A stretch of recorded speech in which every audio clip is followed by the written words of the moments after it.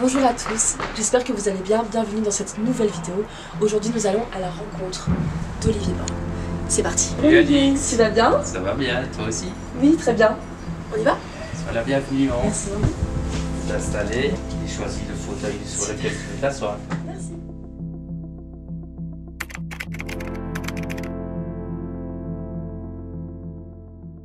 Bonjour à tous et bienvenue dans le cabinet d'Olivier Borne. Qui es-tu Olivier? Est-ce que tu peux te présenter à nous?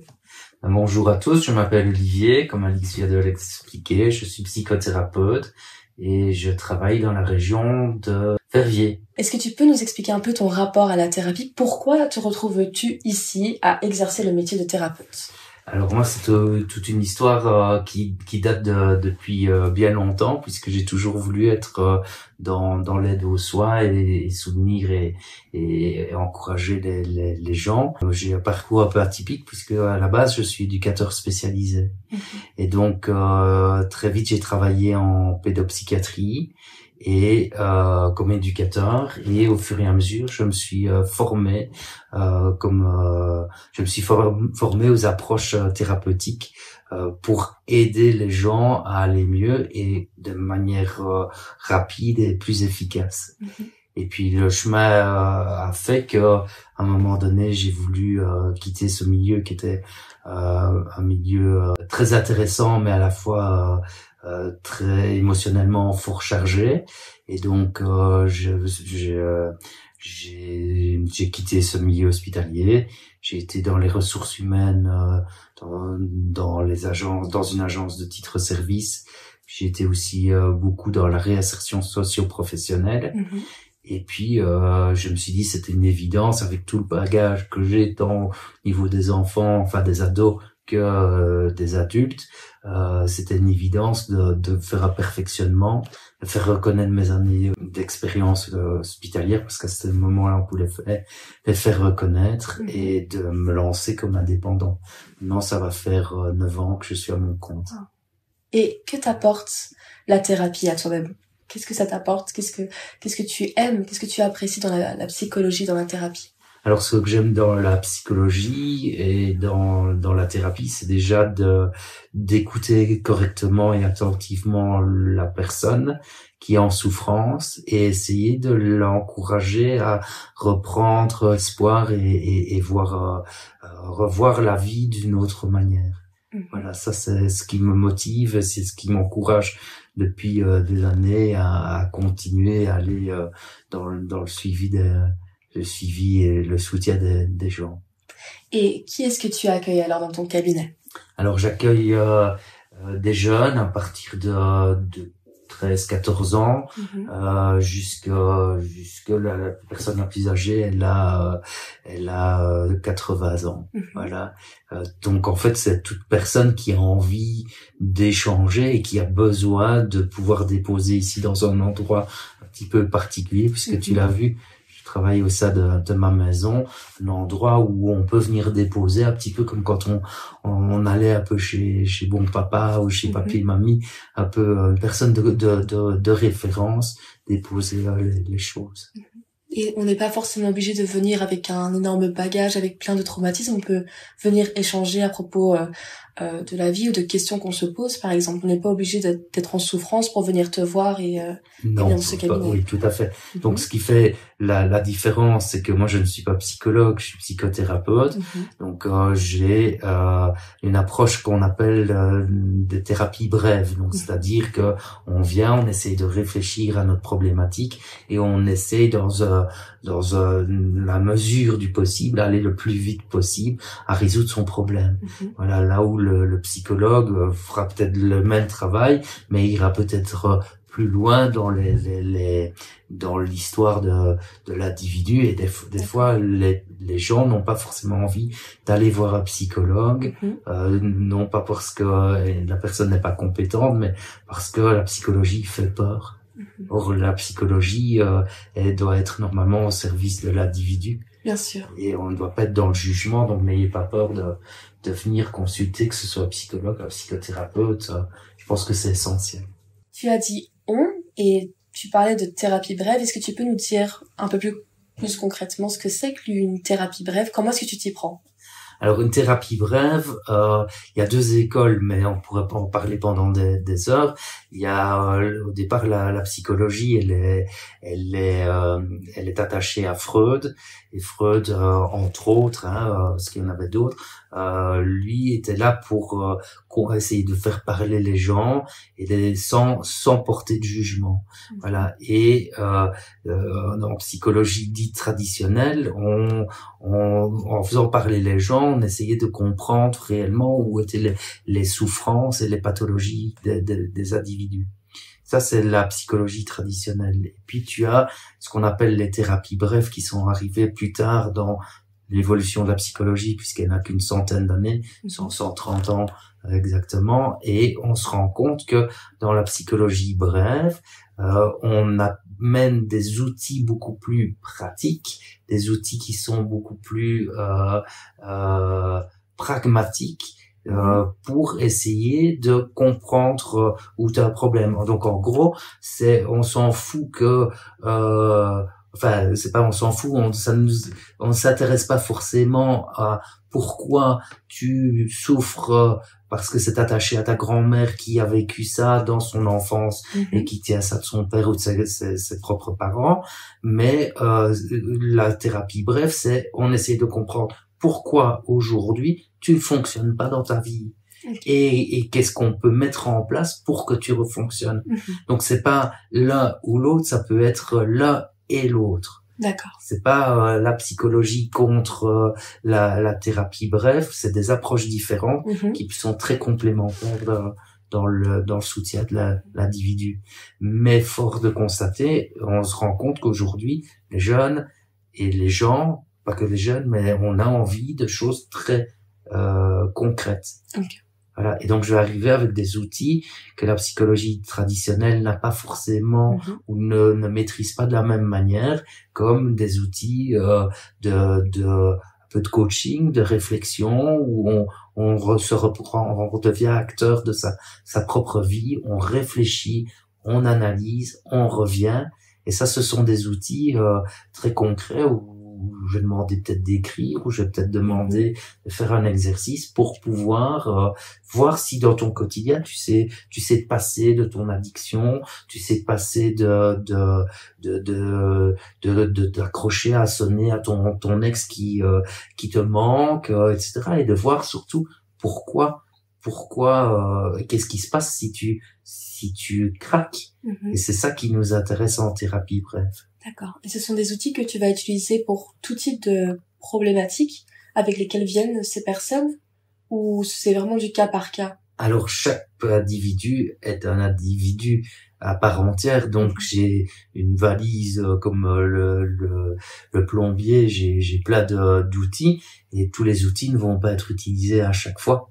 Donc des fois j'ai deux personnes qui viennent et qui me disent ah oui, mais vous avez reçu un meilleur ami, je veux faire la même chose, mais peut-être que ça a fonctionné chez un meilleur ami parce que cet outil-là était le bon, mais que pour l'autre, pour la copine ou le copain qui vient, ça va pas aller, et donc je vais venir avec un autre outil qui lui correspondra peut-être le mieux. Et des fois je prends le même outil parce que c'est le bon.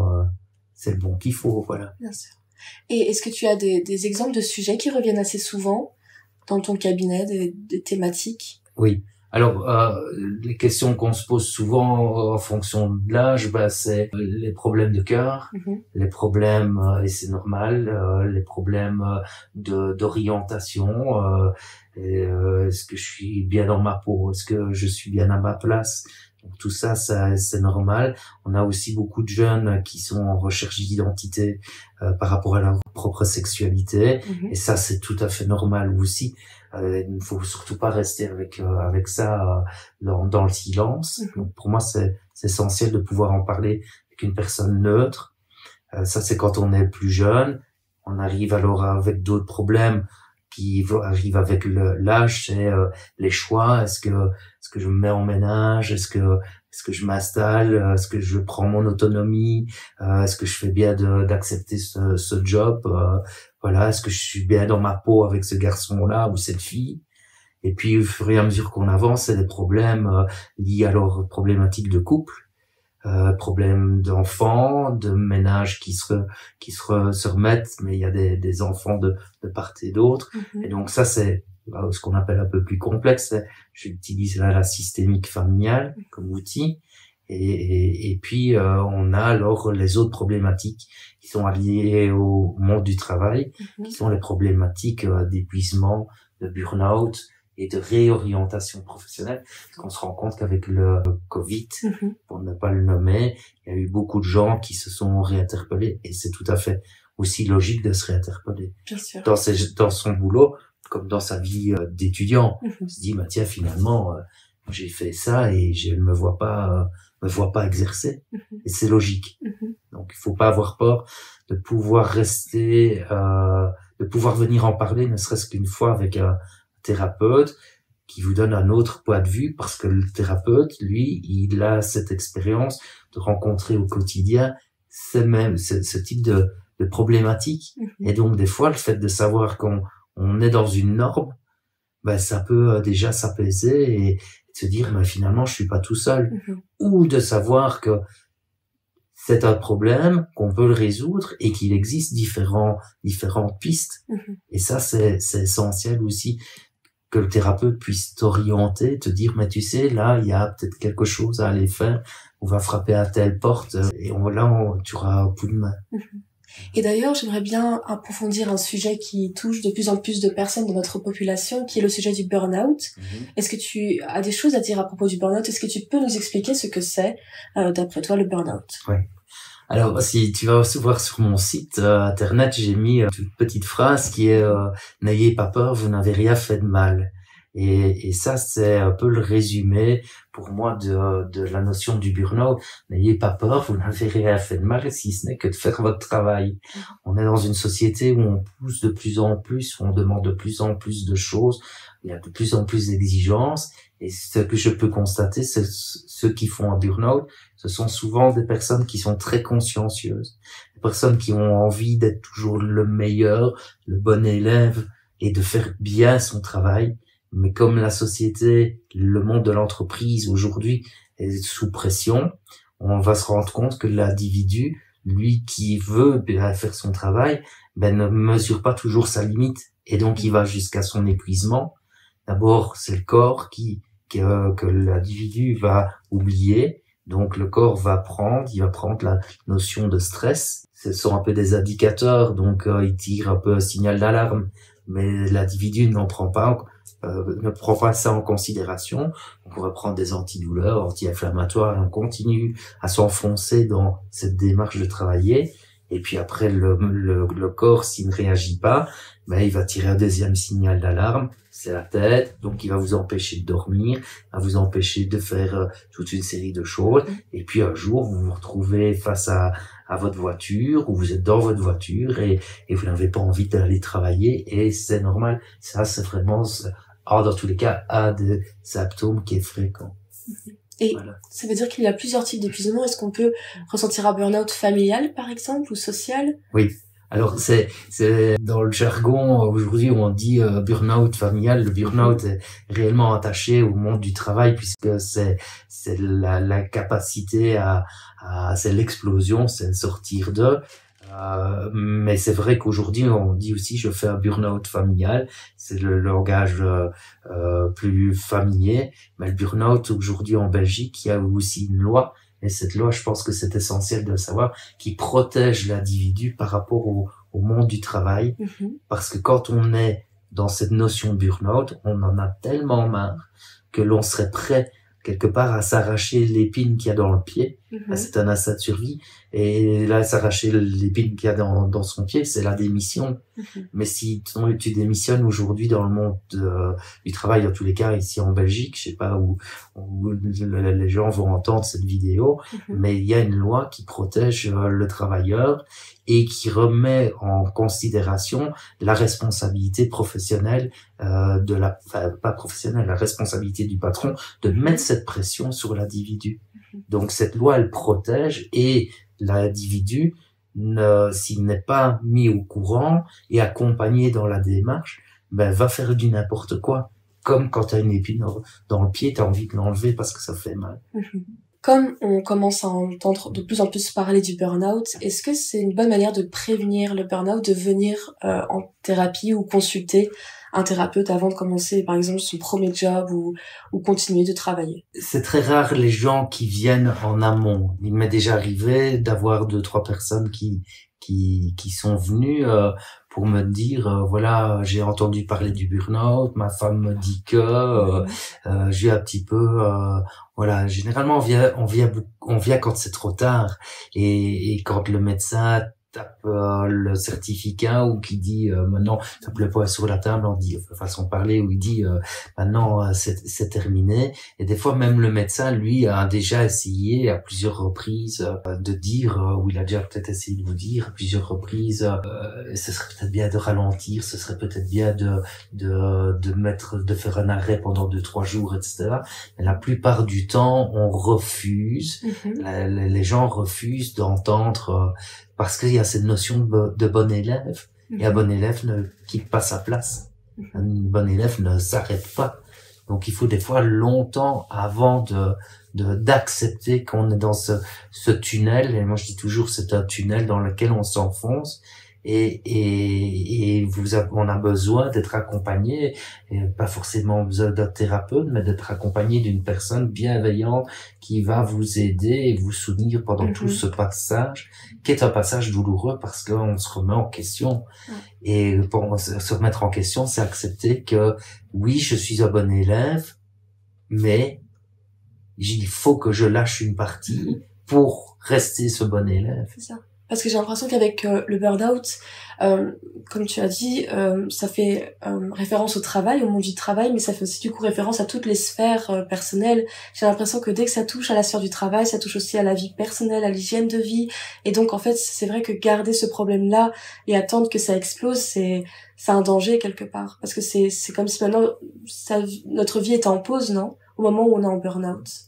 Alors c'est clair que ta vie elle est en pause à laps de temps, et l'entourage doit prendre en considération que cette pause est essentielle pour toi pour pouvoir t'en sortir. Donc oui, c'est vrai que tu dis il y a un effet cascade, puisque finalement quand on fait un burn-out, c'est aussi des fois, pas toujours, mais c'est des fois parce qu'on n'a pas trouvé cette possibilité de lâcher ou de se ressourcer à la maison, et on additionne alors les charges, la charge mentale professionnelle, la charge mentale émotionnelle d'une famille, et des fois c'est un enfant qui dysfonctionne, c'est un membre de la famille qui est en fin de vie, et c'est une pression où je n'arrive plus moi en tant qu'individu à pouvoir lâcher pour pouvoir me ressourcer.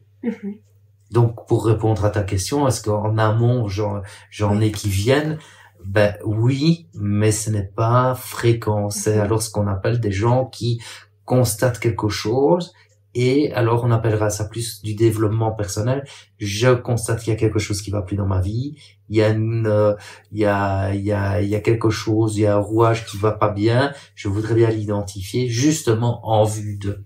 Ça, c'est intéressant, finalement. On peut tous le vivre en venant 2-3 fois faire le point. Et ça, je pense que faire le point sur sa vie, aujourd'hui, elle est essentielle.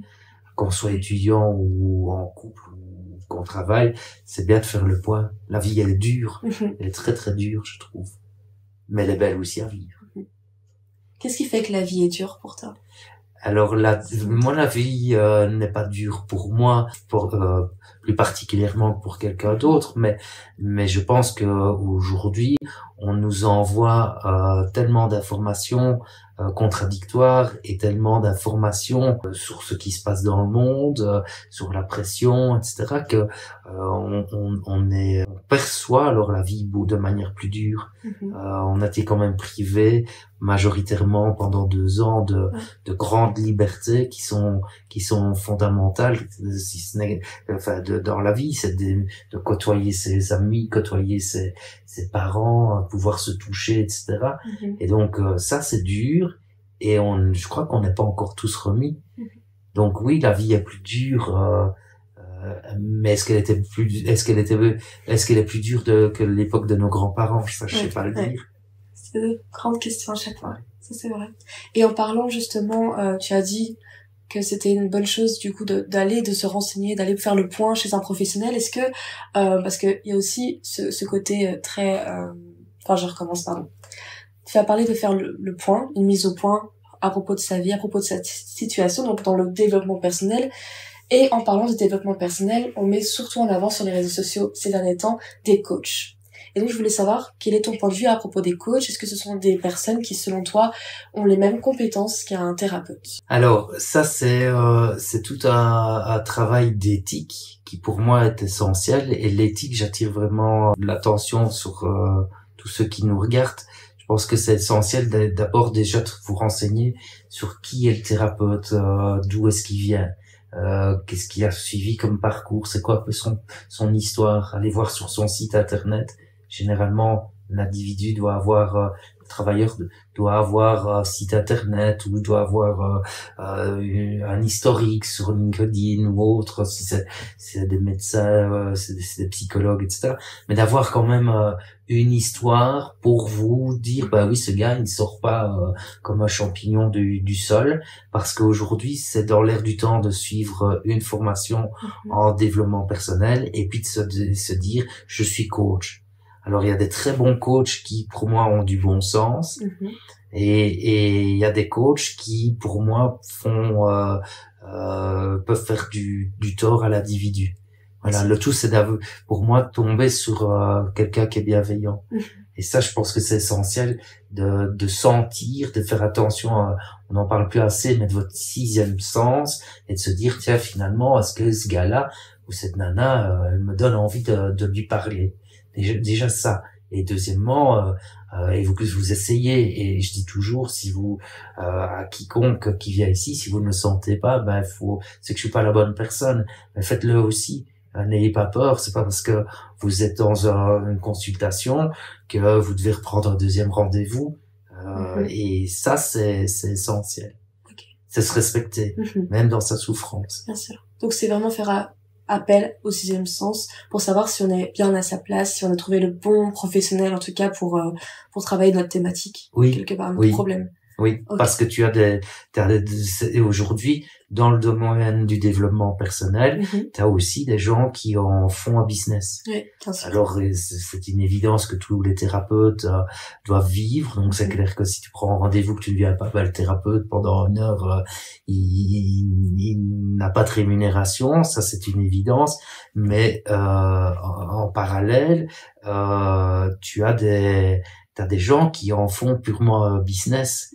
Et donc, c'est là que c'est dangereux, parce que la personne qui vient, elle vient se livrer avec sa souffrance, et elle est vulnérable, et cette vulnérabilité doit être respectée, et elle ne peut pas être bafouée. D'ailleurs, c'est attaquable par la loi si tu abuses d'une personne vulnérable. Et ça, il faut vraiment le savoir et s'en rappeler qu'on a tout à fait les droits aussi. On a des droits en tant que personne qui venons, en tout cas dans un cabinet, rencontrer un thérapeute. C'est très important, en tout cas, de le souligner. Donc ça, c'est une très bonne chose que tu aies pu nous en faire part, nous faire part de cette information, pardon. Et concernant l'accueil alors d'une personne, comment est-ce que ça se passe? Comment est-ce que tu accueilles pour la première fois quelqu'un qui fait appel à toi? Alors, en fait, tu vois, Alix, pour moi, j'accueillerai une personne de la même manière que je t'accueillerai. Et ça, je trouve que c'est essentiel. C'est un premier contact. On s'est rencontrés au préalable, et le contact pour moi est essentiel. On a 2 yeux, on a un sourire, on a ressenti, et ça, je pense, pour moi, que c'est essentiel pour le thérapeute, mais pour vous aussi, de sentir comment est-ce qu'on est accueilli, est-ce qu'on est attendu. Pour moi, c'est essentiel d'être attendu. Tu viens chez moi, je t'attends à 2 heures, c'est à 2 heures, et je t'offre cette heure qui est là pour toi. Voilà, j'essaye de faire en sorte qu'on ne se croise pas. Déjà pour le respect, l'intimité de l'individu, et puis deuxièmement pour que tu te sentes à l'aise de pouvoir déposer les choses et repartir. Voilà, ça, je pense que c'est essentiel. Olivier, tu m'avais confié que tu avais un petit secret pour mettre les personnes un peu plus à l'aise. Est-ce que tu pourrais nous en dire plus? Oui, je vais te dévoiler un petit secret que j'utilise sans forcément le porter. C'est ce qu'on appelle le nez du clown. Alors le nez du clown que voici, c'est une approche plus qu'un masque. Françoise Lotto, elle disait le plus petit masque que l'être humain ait, c'est le nez du clown. Et j'ai suivi tout un parcours à Liège par les pères fondateurs qui étaient Françoise Moffard et Christian Moffard. C'est un couple et ils ont développé ce clown relationnel dans les hôpitaux et essentiellement avec les personnes qui avaient des grosses difficultés à communiquer.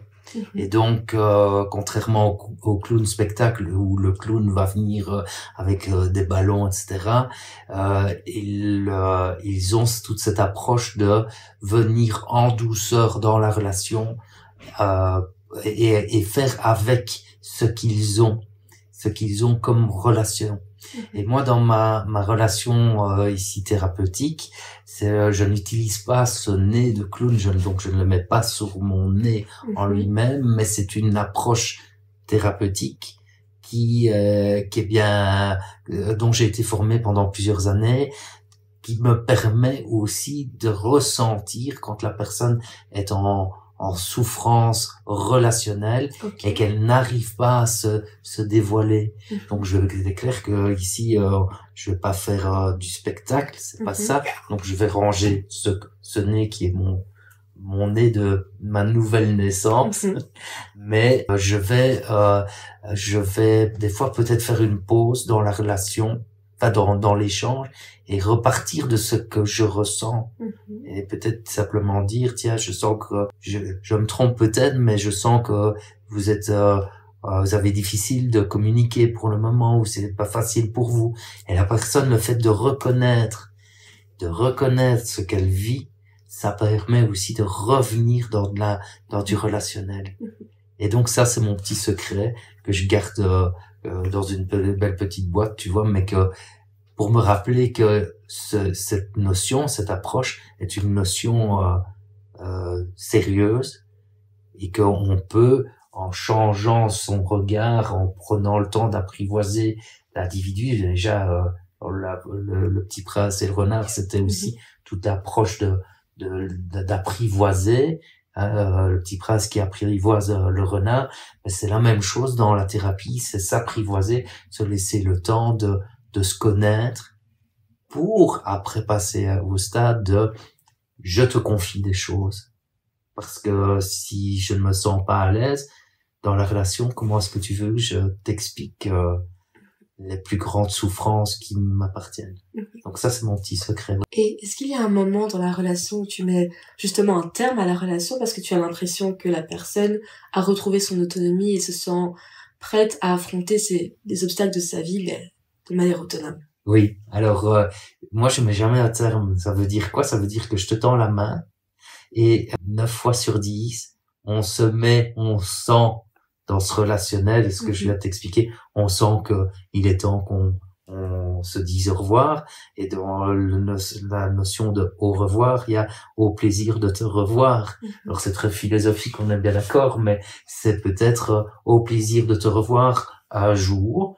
Et j'ai des personnes qui me disent bonjour de loin, des personnes qui préfèrent ne pas m'aborder quand je suis en rue par respect ma vie privée ou parce qu'ils n'ont pas envie de me présenter.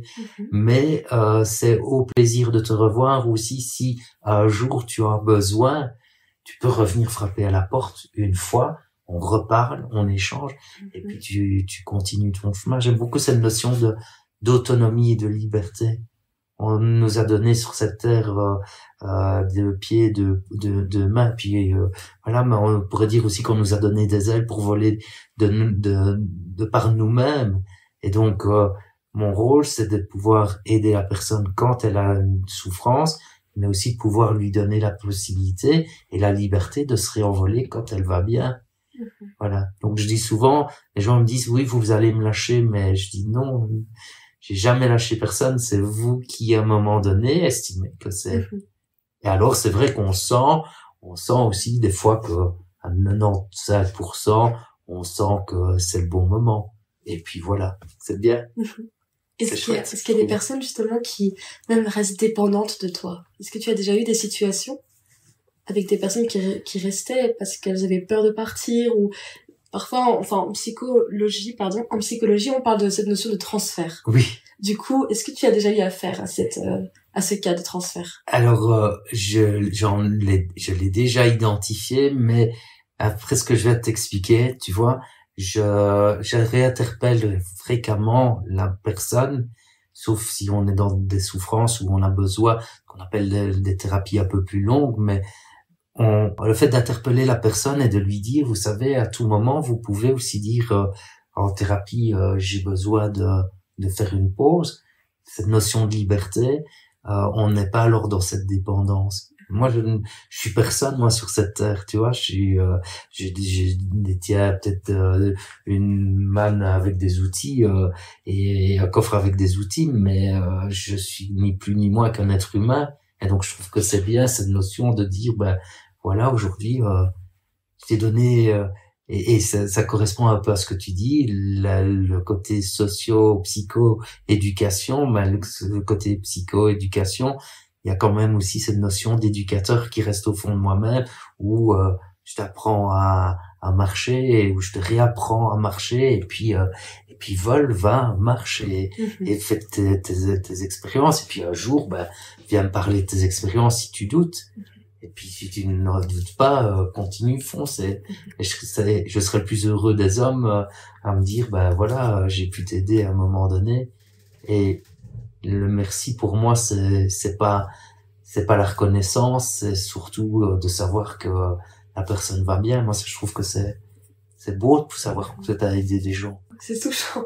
Ça m'a touchée. Vraiment, merci beaucoup, Olivier, pour toutes ces réponses. Et pour terminer, je dirais, pour conclure, j'ai le sentiment que l'avantage d'une thérapie brève, alors, c'est cet échange sans avoir le sentiment et l'impression d'être observé par le thérapeute.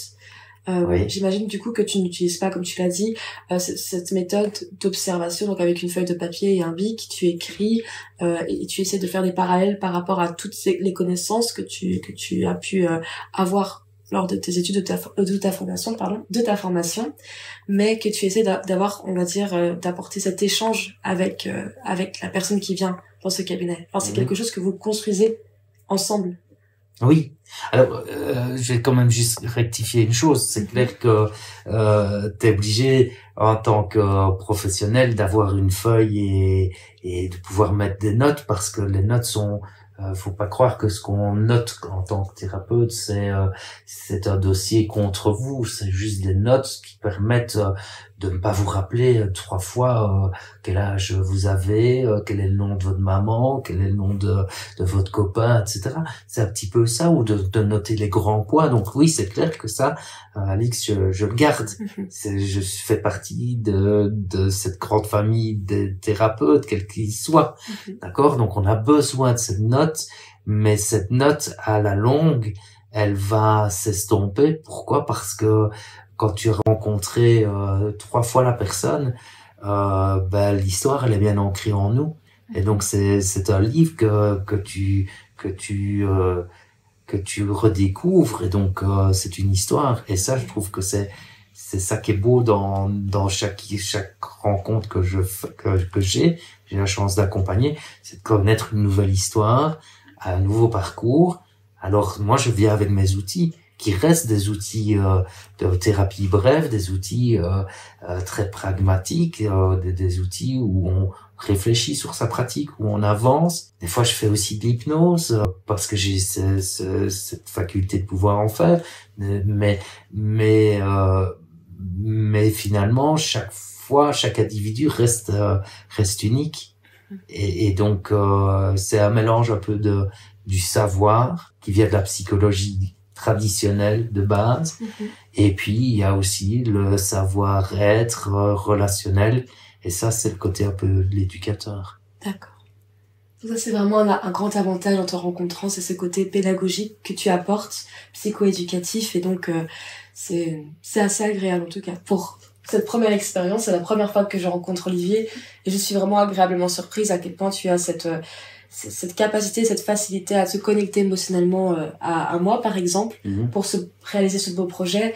Et cette éducation que tu apportes, tu t'exprimes très bien, c'est clair ce que tu dis. Et sachez que je me sens extrêmement à l'aise, du coup, dans cet environnement. Et d'ailleurs, est-ce que tu pourrais nous présenter ton cabinet?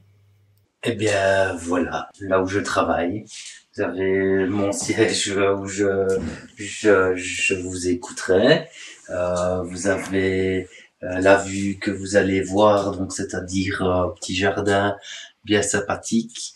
Mes fameuses horloges, parce que ça les intrigue énormément, c'est la notion de pouvoir s'arrêter, prendre le temps de réfléchir, prendre le temps de s'arrêter, de revoir sa pratique, de revoir sa manière de fonctionner. Et puis vous avez l'endroit où je fixe les rendez-vous, je note aussi ma petite conclusion, où je vous fais votre petit reçu. Et puis vous avez ici le tableau avec lequel je vais travailler parce que j'aime beaucoup le visuel. Et puis j'ai toute une série ici de souvenirs qui font partie peut-être de ma vie, mais qui font peut-être partie de la vôtre. Et dedans, je me sers aussi d'outils d'outils visuels comme la balance. La balance entre la vie privée et la vie professionnelle. C'est sous des métaphores comme celle-là, de la médaille de la bravoure, la médaille de la réussite, quand on réussit quelque chose. Alors, je vous offre pas une médaille, mais dans tous les cas, visualiser, je trouve que c'est clairement plus marquant que de se dire, c'est bien, félicitations. Voilà. Et puis alors, ça, c'est celle que j'aime beaucoup dire, c'est que j'ai pas de baguette magique et que celle-ci, elle est en plastique. Donc, le plus gros du travail que l'individu fait, c'est la personne qui vient en consultation. Et donc, moi, je ne suis qu'une personne qui est là pour vous poser les bonnes questions et vous aider à réfléchir correctement.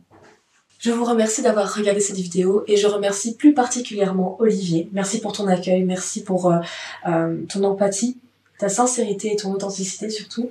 Vous trouverez plus d'informations concernant Olivier dans la description, c'est-à-dire sa page, son site web, donc là où vous pouvez prendre rendez-vous, si je ne me trompe pas, et en savoir un peu plus concernant Olivier.